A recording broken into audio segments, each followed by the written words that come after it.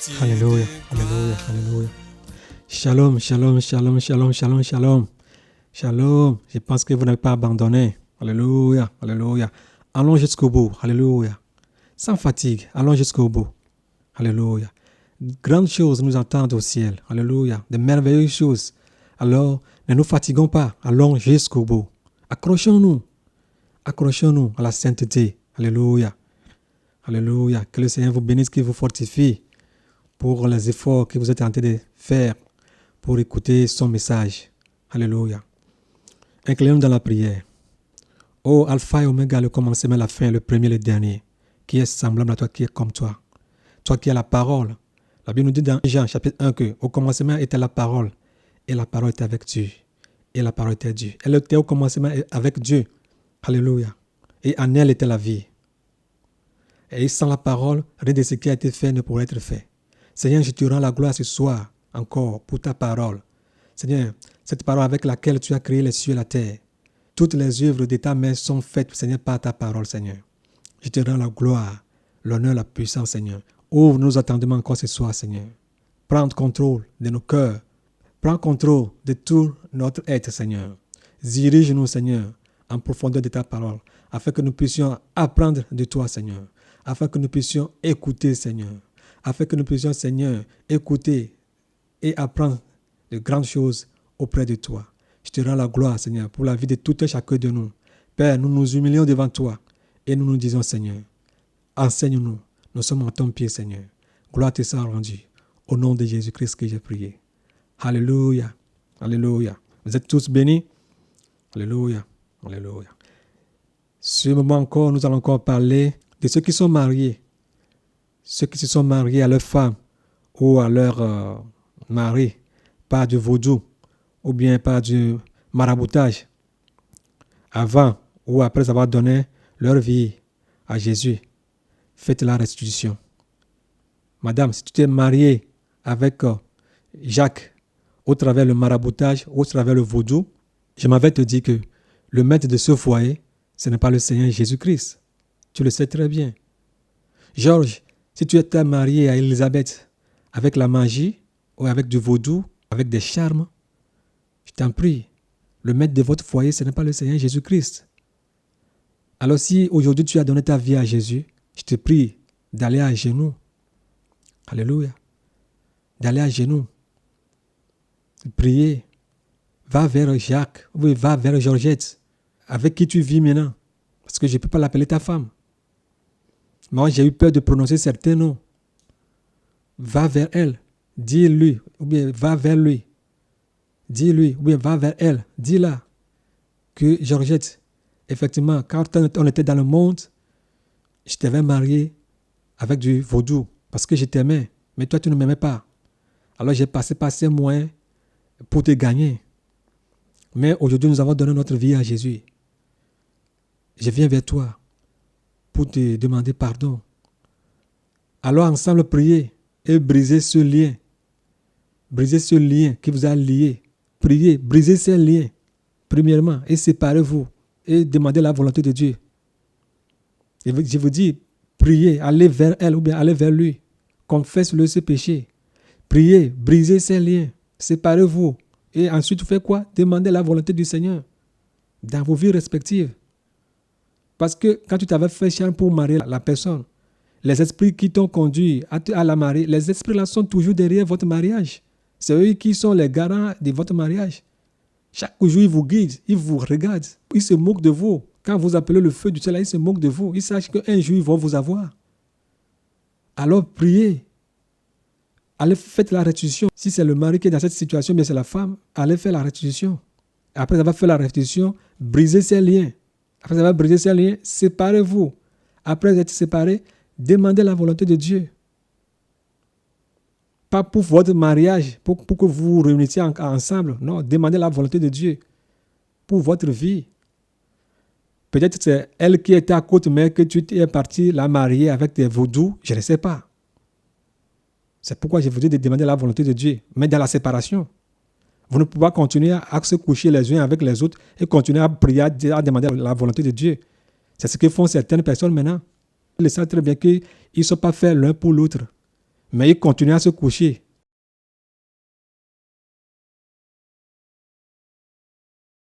Et ils continuaient à demander la volonté de Dieu. Mais le Seigneur n'est pas un con. Comment veux-tu que le Seigneur te réponde dans cette situation? Comment veux-tu qu'il te réponde? Vous continuez toujours dans la dureté, bien dans la fornication. Et vous priez à demander sa volonté. Quelle volonté? Faites votre choix. Comment est-ce que vous pouvez vivre dans cette situation et demander sa volonté? C'est impossible. Que voulez-vous qu'il vous dise? Séparez-vous et demandez sa volonté. Voilà. Et ne priez pas qu'il faut qu'il fasse quelque chose que vous vous remariez. Non, ces prières-là ne sont pas dignes. Prier, demander la volonté de Dieu, c'est vraiment la volonté de Dieu. Ce n'est pas prier pour que Dieu puisse arranger la chose. Ça, c'est une prière de... Je ne sais pas comment on peut appeler ces prières. Tu as quelque chose dans la main, on te dit de la relâcher. Tu pries, tu demandes à Dieu de te donner la chose là. Mais tu sais que ce que tu as dans la main ne t'appartient pas. Et au fait que ce que tu as dans la main ne t'appartient pas. Ça, ce ne sont pas des bonnes prières. Chercher la volonté de Dieu, c'était très important. C'était très important. Alléluia. Alléluia. Et s'il le faut, il faut demander conseil. S'il le faut, il faut demander conseil. Ne vous fiez pas sur le nombre des enfants que vous avez. Ça, ce sont des conneries. Nous avons 4 enfants, on a 6 enfants, on a 8 enfants. Ça, le ciel ne voit pas ça. Les démons se moquent de vous. Et c'est le diable qui est au centre de votre foyer. Parce que c'est en son nom que vous vous êtes mariés. Alors demandez la volonté de Dieu. Je le répète, mais je ne sais pas si c'est ta côte, mais quand même tu t'es marié, tu es parti te marier avec elle avec des charmes. Je ne sais pas.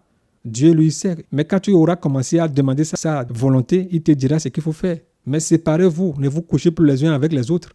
Ça, c'est très, très important. Vous ne pouvez pas rester encore ensemble, continuer votre vie de débauche, continuer à prier, à demander la volonté de Dieu. L'enfer est réel, ma soeur. Ne va pas en enfer à cause d'un homme. Ne va pas en enfer à cause d'une femme, monsieur.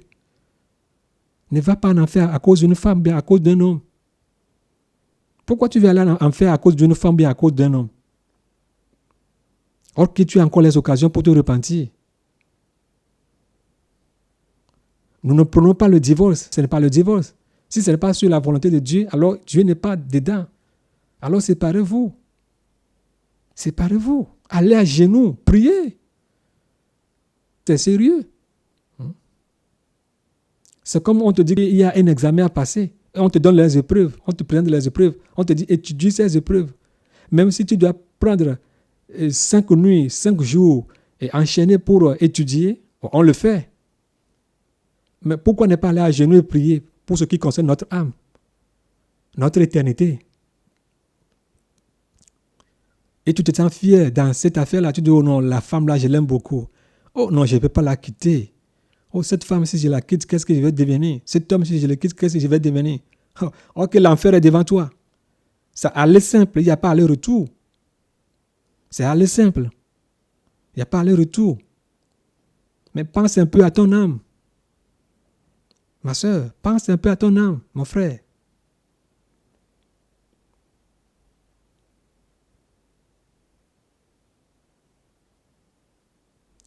Je m'avais encore parlé de ceux qui nettoient les boîtes de nuit, les buvettes, les discothèques. Arrêtez ces boulots le plus tôt possible. Nous devons condamner ces trucs. Ce sont les royaumes du diable. Nous ne devons même pas mettre nos pieds là-bas.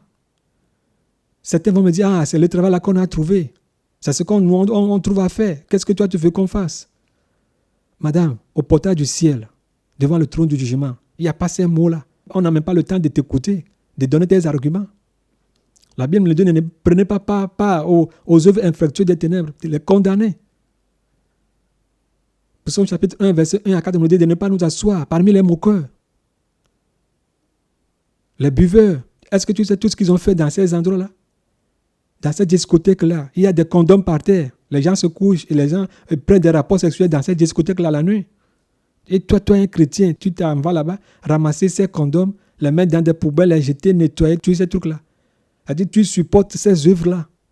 Où travailles-tu actuellement, ma soeur? Mon frère, où travailles-tu actuellement? Si nous ne faisons pas attention, plusieurs d'entre nous iront en enfer à cause de leur boulot. Certains se disent, mais on n'a pas le choix. On n'a pas le choix. We don't have choice. We don't have choice. Qu'est-ce que tu appelles le choix? Quelle relation y a-t-il entre les ténèbres et la lumière? Entre la justice et l'injustice? Entre la vérité et le mensonge? Entre le bien et le mal? Quelle relation y a-t-il? Dis-moi. Est-ce qu'un chrétien peut travailler là-bas? Que ce soit un travail intérimaire, que ce soit un travail à contrat à durée indéterminée, quitte ce boulot. Où est-ce que tu travailles actuellement? Tu le sais.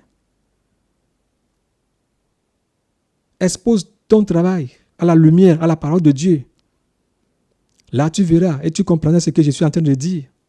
Expose ton travail à la lumière de la parole de Dieu. Tu te verras dans le miroir. Tu te verras dans le miroir. Je pense que peut-être tu remueras la tête et tu diras non, non, non, non, non, non. Ça ne va pas. Voilà.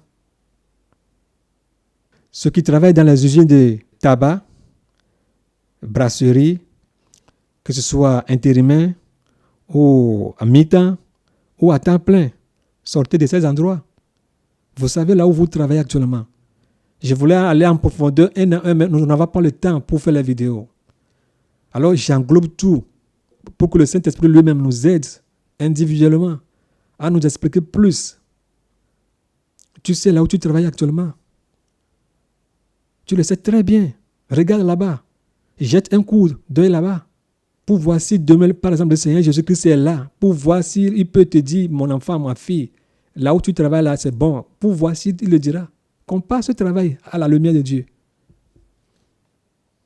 Ce qui fête les semaines culturelles, les fêtes de famille, ou bien les parents qui laissent leurs enfants aller fêter ces fêtes, ou bien aller dans ces trucs banals. Les vacances des enfants, il y a beaucoup de choses, surtout en Europe ici. Vous ne savez pas là où on emmène vos enfants. Parents, suivez vos enfants. Le diable est déchaîné. Il veut amener tout le monde en enfer. Suivez vos enfants. Là où ils vont, leur sortie, toute sortie qu'ils disent, toute sortie qu'ils demandent. Mais parents, méfiez-vous de tout ce que vos enfants mangent dans la cantine, tout cela. Vérifiez, contrôlez vos enfants. Ne les laissez pas en l'air comme ça, à la merci du diable. Évitez ces fêtes-là. Les fêtes Halloween, à la fin d'année ou bien, bon, je ne sais pas, en octobre, je ne sais pas bien en octobre. Je pense que c'est en octobre qu'ils fêtent leur fête là, Halloween. Tu vas voir que les enfants seront défigurés, masqués. Je ne sais pas. Il y a les chrétiens, les familles chrétiennes qui sont dans ces trucs-là. Oh non, c'est l'école qui a demandé. J'ai parlé, la directrice a dit non. Que l'enfant là, il doit aller ou bien elle doit aller. Elle n'a qu'à aller ou bien elle n'a qu'à aller. S'il revient, on va prier, on va invoquer le sang de Jésus. Le sang de Jésus, ce n'est pas de la peinture. Hein? Ce n'est pas de la peinture qu'on doit utiliser n'importe comment. Mais tu sais ce que tu es en train de faire. Tu le sais très bien. Soyez responsables à l'égard de vos enfants. Que le Seigneur Jésus-Christ vous bénisse. Ceux qui adhèrent les réunions tribales. Les réunions tribales. La réunion des Congolais, la réunion des Béninois, la réunion des Africains. Vous voyez tous ces trucs-là. La diaspora. Il y a beaucoup de choses. Les ressortissants togolais à l'étranger, les ressortissants togolais aux États-Unis. Chers frères et sœurs, et tu es dans ces trucs-là. Mais monsieur, si vous n'avez pas encore donné votre vie à Jésus-Christ et vous êtes dans ces trucs-là, si vous mourrez, vous irez en enfer. Sortez de tous ces clubs.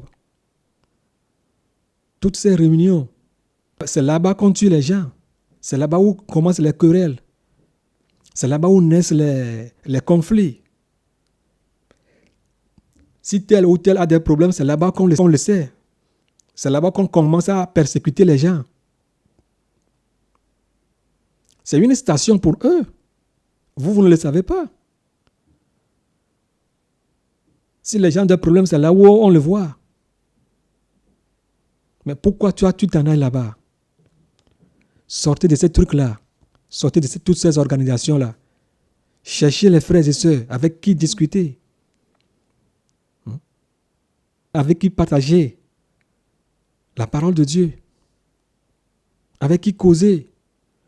Je vous dis que si deux chrétiennes se rencontrent, ils peuvent parler de matin jusqu'au soir de la parole de Dieu sans être fatigués. Je ne sais pas si vous l'avez une fois expérimenté. Si deux chrétiens se rencontrent, ils commencent à parler de la parole de Dieu. Je dis bien deux chrétiens. Alléluia. C'est incroyable. Alléluia. Alléluia. Si vous n'avez rien à faire, si vous n'avez aucun collègue, si vous n'avez aucune personne à qui s'adresser, lisez vos Bibles, priez. Dans les moments où vous vous sentez seul, commencez à adorer, à louer Dieu. Alléluia. Et dans ces réunions, on fait des cotisations pour enterrer les gens. Vous allez faire des cotisations pour enterrer les gens. Peut-être toi qui es en train de faire cette cotisation, peut-être toi-même, tu ne verras même pas l'argent là. Vous voyez comment le diable est malin? Et il y a les chrétiens qui sont parmi ces gens-là. Ils font des cotisations. Et tu leur dis, ils vont te dire, qu'est-ce qu'on peut faire? Que c'est pas un péché. Qui te dit que ce n'est pas un péché? Vous allez cotiser l'argent pour la mort? On te dira que c'est l'assurance vie. Quelle assurance vie? Qui te dit que l'assurance vie aussi est bonne? Qui te dit? On te dira de cotiser pour ton cercueil. Ou bien quand tu mourras, que tes enfants vont prendre l'argent là pour t'enterrer. J'avais commencé des pareils au Togo dans les années 98, 98 comme on le dit en Belgique. 98. J'ai commencé de telles choses avec ce DESA, assurance vie. J'ai commencé à faire cette cotisation. Mais j'étais arrivé à quelque part, l'esprit me dit, mais qu'est-ce que tu es en train de faire là? Tu es en train de cotiser pour la mort? Il y avait quelques frères qui travaillaient là-bas qui étaient agents de la C2A. J'ai intégré ces trucs-là. Finalement, je me suis arrêté. J'ai voulu réclamer mon argent. Ils ont refusé de me donner mon argent. Vous voyez? C'est un moyen que le diable a mis en place comme pour collecter de l'argent, pour te connecter à l'enfer. Si vous êtes dans ces trucs-là, sortez de ces trucs-là le plus tôt possible. Alléluia. Ceux qui portent les t-shirts des leaders politiques, des joueurs de football, de tennis, de golf, des athlètes, etc. Arrêtez ces adorations. Alléluia. Arrêtez ces exaltations. Arrêtez ces exaltations humaines. Vous les adorez. Et parmi ces politiciens-là, beaucoup d'entre eux sont des vampires, des prédateurs du peuple. Vous les voyez dans la journée comme ça, en cravate, mais dans la nuit, ce sont des vampires, des buveurs de sang. Des buveurs de sang. Que ce soit en Afrique, partout dans le monde entier, ce sont des buveurs de sang. Et vous avez leurs t-shirts. Ces stars que vous appelez stars, chanteurs, joueurs de foot, joueurs de tennis, athlètes, vous portez les tenues. Arrêtez. Si vous avez cette tenue dans vos maisons, jetez-les. Vous leur donnez gloire. Savez-vous où eux procurent ces puissances occultes pour pousser les masses à pouvoir les aimer, les exalter? Et toi, tu les glorifies, toi, tu les rends gloire, tu les supportes. Ce que Dieu déteste, ce que Dieu hait, toi, tu les supportes.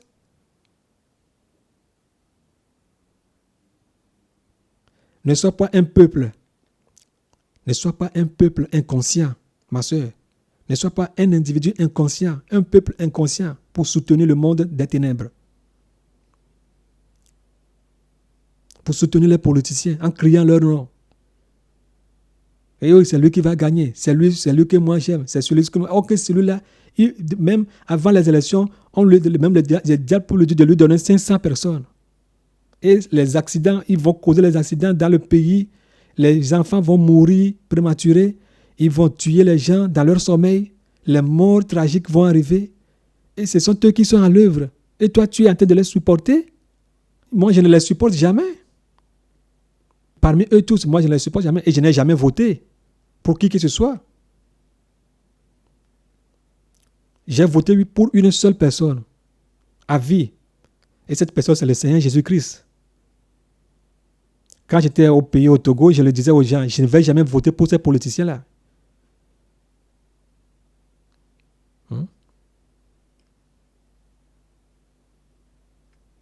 Ces politiciens qui font des navettes, mer-terre, terre-air, terre et royaume souterrain, monde astral, ils s'en vont, ils font des trucs, ils tuent les gens, ils font mourir les gens. Et eux-mêmes ne meurent jamais. Ces politiciens eux-mêmes ne meurent jamais. Pourquoi ils ne meurent pas? Ce sont ceux qui les supportent qui meurent. Il y a quelque chose. Ce sont des sacrifices. Arrêtez de les supporter. Arrêtez de supporter le monde des ténèbres. S'il vous plaît, arrêtez. S'il vous plaît. S'il vous plaît, arrêtez. Ceux qui chantent les hymnes nationaux sous les mains, les hymnes nationaux, c'est de l'idolâtrie pure. Identifiez l'hymne de votre pays. Pensez-vous que c'est à vous qu'on s'adresse? Pensez-vous que c'est à vos peuples qui s'adressent? Si vous prenez par exemple l'hymne national je prends par exemple le Congo, ou bien du Cameroun, ou bien du Togo. Je prends par exemple l'hymne national du Togo. Salut à toi, pays de nos aïeux. Ce n'est pas aux Togolais qu'ils parlent. Chaque drapeau a une signification mystique. Ce que les gens ne comprennent pas. Et suivez chaque hymne. Suivez attentivement chaque hymne. Prenez par exemple l'hymne national des États-Unis. Des fois, on chante ces hymnes, les gens pleurent. Parce qu'ils sont fiers de leur nation.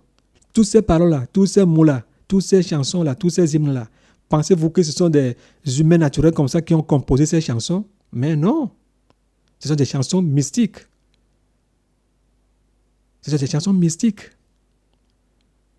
Même les chrétiens les chantent. Vous arrivez dans les églises, il y a les drapeaux. Mais je me demande pourquoi mettez-vous les drapeaux dans vos églises? Or que chaque drapeau a une signification. Chaque couleur.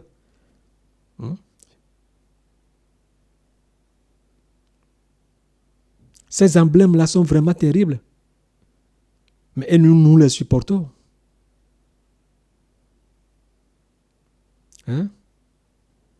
Écoutez l'hymne de vos pays et commencez à les analyser un ou bien mot à mot avec la parole de Dieu. Vous serez surpris. Vous serez surpris. Alors arrêtez de chanter ces hymnes, s'il vous plaît. Arrêtez.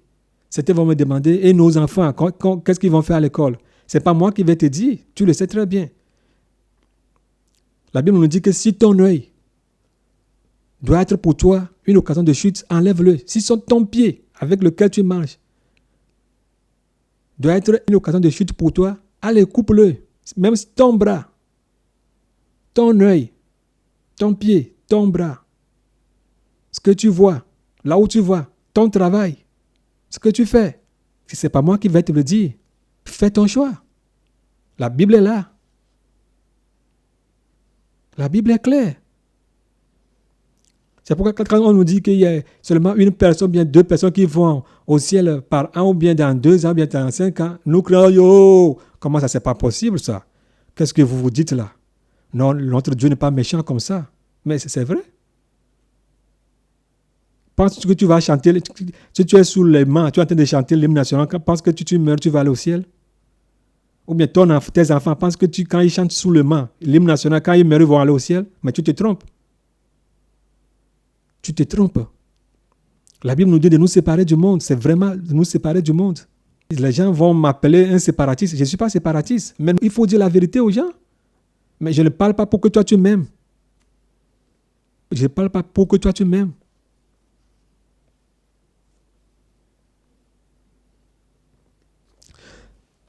Les pasteurs ou bien ceux qui apprennent aux gens à parler en langue. Alléluia. Parler en langue, c'est une instruction donnée par Dieu. Les disciples, quand ils ont reçu le Saint-Esprit, le signe qui avait accompagné la réception du Saint-Esprit, mais le baptême du Saint-Esprit, c'était le parler en langue. C'était le parler en langue. Ils ont tous parlé en langue. Mais aujourd'hui, il y a les pasteurs qui apprennent les gens à parler en langue. Ceux qui sont contre aussi le parler en langue aussi sont dans des problèmes. Parce qu'ils font Dieu un menteur. La première église a été démarrée par le parler en langue. Par le baptême du Saint-Esprit, le parler en langue. Ce n'est pas toi qui va l'enlever. Ce n'est pas quelque chose qu'on doit enseigner aux gens. C'est-à-dire comment parler. C'est-à-dire comment parler en langue. Il n'y a pas ça. La Bible n'a pas parlé de cela. On peut préparer les gens, enseigner les gens à recevoir le Saint-Esprit et à parler en langue. Mais comment parler en langue, il n'y a pas ça. On va comme ça dire aux gens, il faut dire A. Il lui va dire A, B, B, K, K, et D, il va dire D. Abkada. Il va dire Abkada. Dakabakaba. Il va dire Dakabakaba. Il va dire Akibakaba. Il va dire Akibakaba. Avant, il va dire Dakabakaba, Akibakaba, Kitike Dakaba. Vous vous moquez de Dieu? Bon, vous faites mal. Arrêtez ces Akabakabakala. Ça, c'est l'enfer direct. Vous qui enseignez les gens comment parler en langue, c'est ce que je dis. Je ne dis pas le parler en langue, comment parler en langue. Apprendre les gens à articuler les mots, à parler en langue. C'est de ça que je parle. Vous qui faites ces enseignements, arrêtez, ces pasteurs, arrêtez. Arrêtez ces trucs-là. Vous vous moquez de Dieu. Le Seigneur Jésus-Christ ne l'a pas fait. Ses apôtres ne l'ont pas fait. Ils ont entendu dans la salle haute. Ils priaient. Ils priaient parce que c'était une promesse pour eux. C'est aussi une promesse pour nous aujourd'hui. De recevoir le baptême du Saint-Esprit et de parler en langue. C'est biblique. Mais cela ne s'apprend pas. Ça, c'est de l'abomination. Et ceux qui disent que le parler en langue s'est arrêté au temps des apôtres, ça, c'est du mensonge. C'est de l'abomination. Arrêtez ces trucs-là. C'est un mensonge. Corrigez-vous. Corrigez-vous. Aujourd'hui, je ne vais pas faire l'enseignement sur le parler en langue. J'ai fait un passage pour que ceux qui sont dans ces trucs-là, si tu as appris à parler en langue, si un pasteur t'a appris à faire de telles choses, je t'en prie, demande pardon au Seigneur. Demande-lui pardon. Pleure devant sa face. Demande-lui pardon. Demande-lui pardon dans les pleurs. Dans les pleurs. Amen. Alléluia, alléluia. Shalom, shalom pour cette 5e partie. Nous allons continuer plus tard avec la 6e partie. Que notre Dieu Tout-Puissant, le Seigneur Jésus-Christ, vous garde partout où vous êtes actuellement. Et soyez toujours à l'écoute de nos numéros. Ne vous fatiguez pas. Il y a beaucoup de choses que le Seigneur va nous dire pour nous préparer à le rencontrer dans la sainteté absolue. Je vous dis shalom, shalom, shalom, shalom à vous tous. Amen.